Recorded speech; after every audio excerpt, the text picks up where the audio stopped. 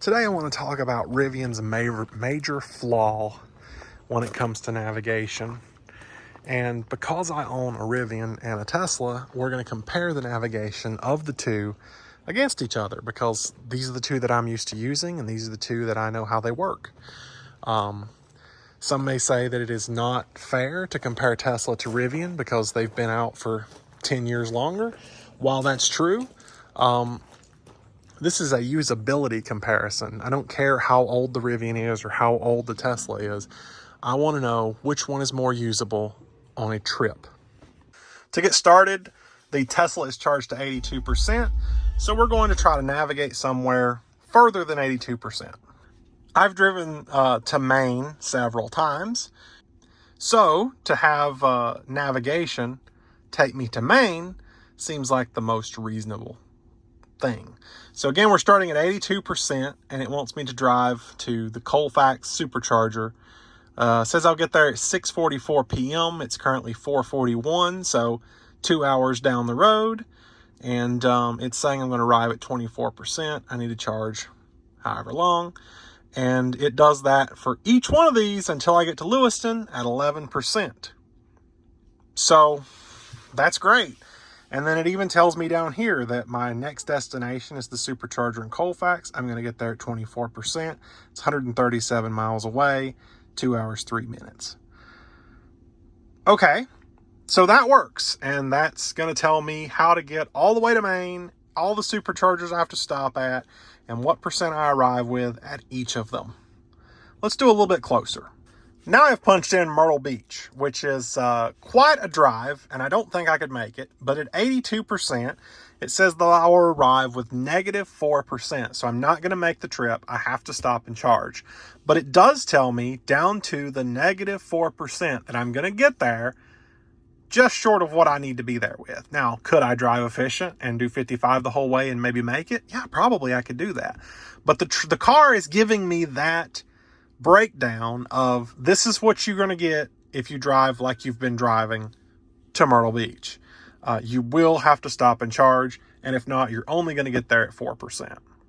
Now let's jump in the Rivian and do the same comparison.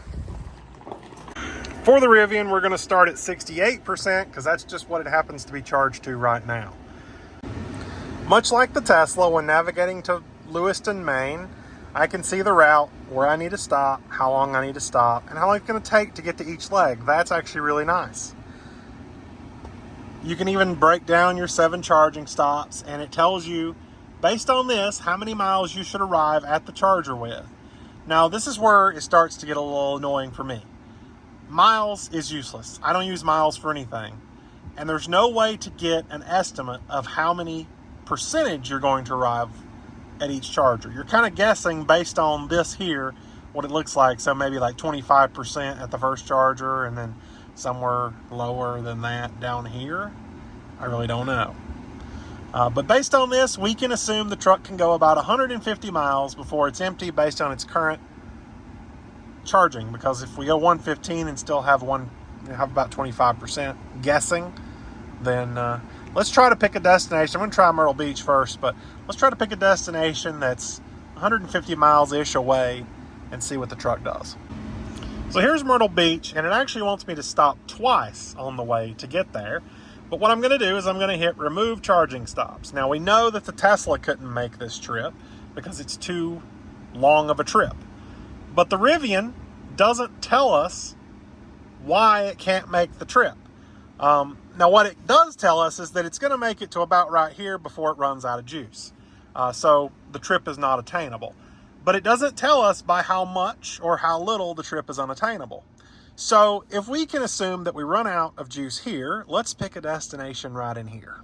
Now, the truck says that it has 208 miles of range based on its 68% battery. So I picked 197 miles away in Durham, North Carolina, which is just within what it says it can do based on its guessometer of range. And it's telling me I need to stop and charge along the way. So we're going to remove the charging stop. And this is what I don't like about the Rivian navigation. Because my trip is only 196 miles, and it's telling me it can do 208. And I'm not even in conserve mode, which could go up if I go into conserve mode. All it says is charging required. It doesn't say what I'm going to arrive with, or if I would arrive with a -%, or if I would arrive with a 1%. It doesn't tell me percent. It doesn't even try to give me a mileage estimate. If it's less than 20% of the battery, I've noticed, I don't get an estimate. Anything below 20% on arrival will say charging required, whether it is or not. Now, just for the fun of it, I'm going to go over here. I'm going to put it in conserve. Nope, I have to turn it on first. I'm going to put it in conserve, and you're going to see this mileage go up. Now 225, 226, 227, 28. So we're 228 miles of estimated range in conserve mode. And in conserve mode, I'm still being told charging required. Now let me refresh this. Unfortunately, I couldn't get the exact same spot that I had a minute ago because I clicked off of it and it went away. But I did pick one just a little bit closer, now 195 miles. I'm going to remove the charging stops. Again, 228 miles of range in conserve. Nope, still can't do it. 189 now when you remove the charging stops. So just says charging required. And even more annoyingly, the little thing on the map that tells you where it's going to run out is right here in front of my house. It's not way over here telling me, well, you'll make it almost there. No, it's not going to run out because it's got plenty of range. It can do it, but it wants you to think that it can't do it because it's too risky. And it's all a guessing game. You can't really tell how far you can go with this navigation because once you hit 20%, that's it. You're done. All right, go charge. And that's not the way to travel. I mean, anyone who doesn't have range anxiety anymore and knows how electric cars work, you try to get somewhere between 5 and 10%, 5 and 8 if you're good, on arrival at the charger, because the car will charge its best for the first, 20, 30, 40%. Then it's going to start slowing down. In this case, this truck wants to arrive at the charger with 20%, and then it's not going to work. So even, let's just add charging stops just for the fun of it. You'll notice that we're getting to the first charger here way before, and we're going to have 84 miles of range on arrival. Now, we can do a little basic math, but that's right around 20% of the battery when we get there. Now, based on a little quick math, if we can say 84 miles on arrival, we get about 2 miles per kilowatt hour. So we're looking at about 42 kilowatt hour remaining in the battery pack on arrival at this charger where it's telling me I need to stop and charge. 42 kilowatt hour is over 23% of the battery remaining at this charging stop. And you're telling me that I can't make this final little stretch on 23%? That's my issue. So all in all, I think Rivian has a long way to go with their navigation and making it more usable and user-friendly to the user. I still think percentage dominates. And even if we didn't use percentage, this car can use the mileage estimation and tell us you're going to have negative 20 miles when you get there. You're going to be 20 miles over what you're capable of doing. I understand that getting a negative estimate is unreasonable, but when you try to navigate to just within your acceptable range and the car tells you can't do it because you're not going to be above 20% on the battery, that's unacceptable. The Tesla can navigate you there and get you there at 5% and know exactly how you're going to arrive. And in every case of me using Tesla's navigation, I'll punch it in and I'll expect to get there at 5%, and then I'll actually get there around 8 or 9%. So it's always underestimating what you may get there with, and you tend to come out better every single time.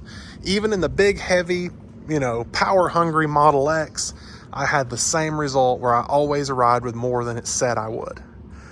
In the Rivian, I really don't know because it doesn't tell me what I'm going to arrive with. And half the time, if it's not going to arrive with 20%, it tells me I can't make it. So Rivian's got a long way to go with their navigation, and that's my gripe about it today.